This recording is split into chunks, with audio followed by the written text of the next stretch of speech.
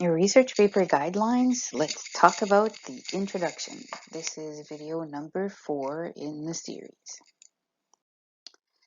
An introduction and conclusion, they play a special role in what we call an academic essay, and they frequently demand much of your attention as a writer. A good introduction should identify your topic, provide essential context, and indicate your particular focus on the essay. It also needs to engage your reader's interest. Since no two essays are the same, there's not a single formula that will automatically generate an introduction for you, okay? But the following guidelines will help you to construct a suitable beginning and end for your essay. In this video, we will just talk about the beginning.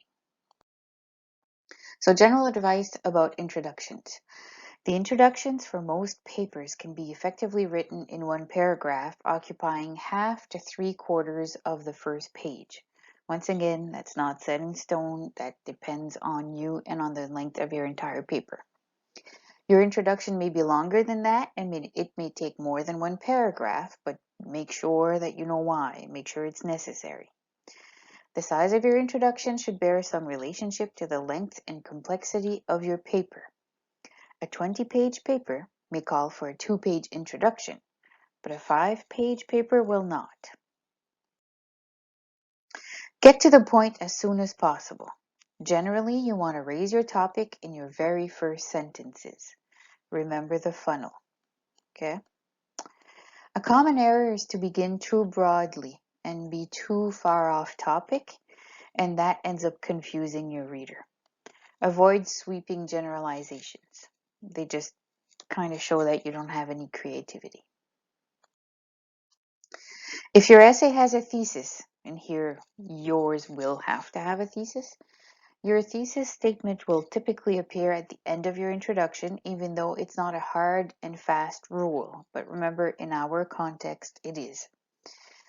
You may, for example, follow your thesis with a brief roadmap to your essay that sketches the basic structure of your argument. So here he's talking about a sujet divisé. But because this is your first paper, I would ask you to stick to ending your intro with your thesis statement. So how do you write an interesting and effective introduction? Consider these strategies for capturing your reader's attention and for fleshing out your introduction. So, find a startling statistic that illustrates the seriousness of the problem that you will address. Quote an expert, but be sure to introduce him or her first. Mention a common misperception that your thesis will argue against. Give some background information necessary for understanding the essay. All of this it doesn't mean that you're going to do all this in your intro. It's you either do this or you do this or you do this, all right? These are or, not and.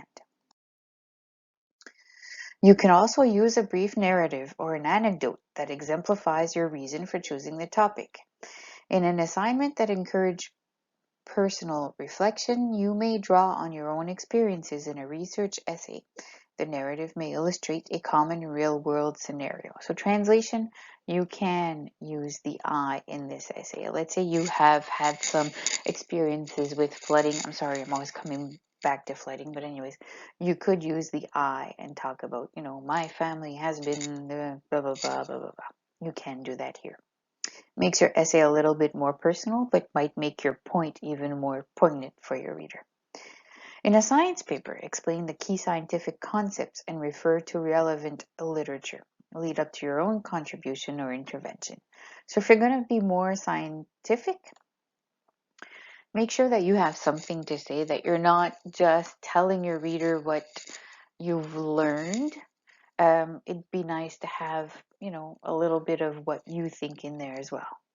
In a more technical paper, define a term that's possibly unfamiliar to your audience but is central to understanding the essay.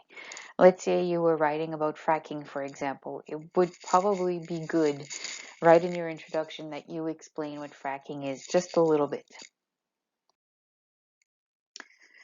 You will want to avoid some common pitfalls. Don't provide dictionary definitions, especially if words our audience already knows. I'll give you a concrete example.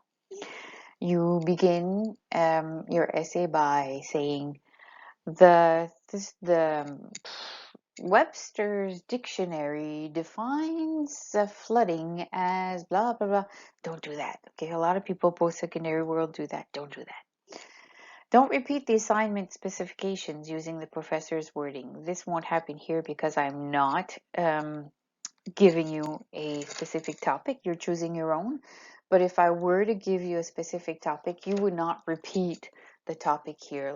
You wouldn't use your professor's words. You'd use your own. You'd paraphrase. Don't give too many details and go in in-depth explanations that really belong in the body of your work. You can just keep that for later.